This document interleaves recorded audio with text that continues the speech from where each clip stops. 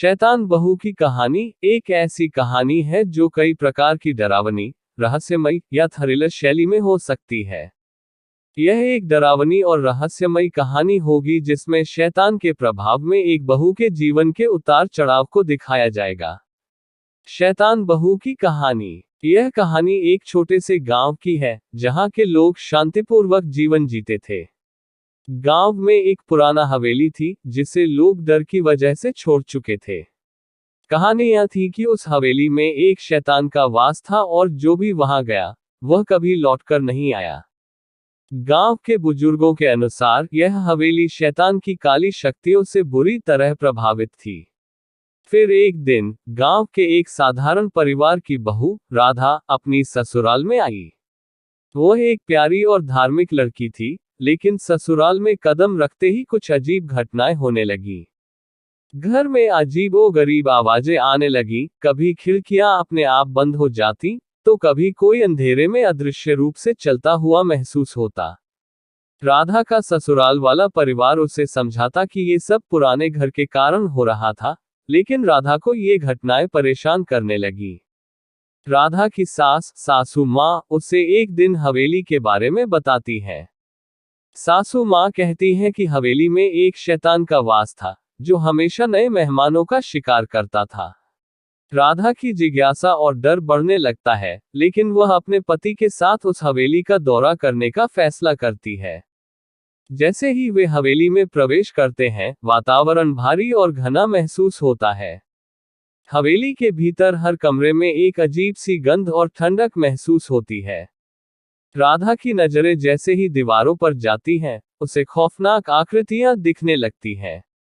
वह समझ नहीं पाती कि यह उसकी मानसिक स्थिति का हिस्सा है या हवेली का प्रभाव। लेकिन अचानक उसे महसूस होता है कि हवेली में कुछ और भी है, कुछ ऐसा जो उसे महसूस करवा रहा था, जैसे कोई अनदेखी शक्ति उसे देख रही हो। अगली रात राधा के साथ कुछ और डरावनी घटनाएं घटती हैं। एक रात जब वह बिस्तर पर सो रही होती है, तो उसे महसूस होता है कि कोई शख्स उसके पास खड़ा है। वह डर के मारे आंखें खोलती है और सामने शैतान की आकृति देखती है। उसकी आंखों में आग की लपटें जल रही थीं, और उसके शरीर से एक अजीब सी गंध निकल रही थी। राधा डर के मारे चीख पड़ती है, लेकिन फिर जैसे ही उसकी नजरें एक पल के लिए हटती हैं, वह आकृति गायब हो जाती है। यह घटनाएं बार बार होने लगती हैं, और राधा का मानसिक संतुलन बिगड़ने लगता है। वह अब अकेले कमरे में नहीं सो पाती। उसका स्वास्थ्य भी गिरने लगता है, और उसका रूप फीका पड़ने लगता है। उसका परिवार उसे तसल्ली देने की कोशिश करता है, लेकिन राधा को यकीन हो जाता है कि हवेली में कुछ न कुछ है जो उसे मार डालना चाहता है। राधा की स्थिति अब बहुत खराब हो चुकी थी। वह समझ चुकी थी कि यह शैतान उससे कुछ चाहता है। उसने गांव के एक तांत्रिक बाबा से मदद मांगी।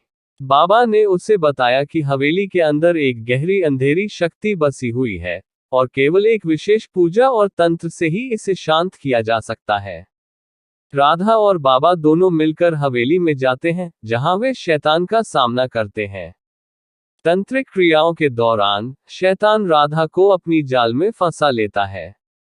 वह राधा को अपने अधीन करने की पूरी कोशिश करता है, लेकिन राधा की इच्छाशक्ति इतनी मजबूत थी कि वह तंत्र की मदद से शैतान को पराजित कर देती है। हवेली की काली शक्ति समाप्त हो जाती है, और राधा मुक्त हो जाती है।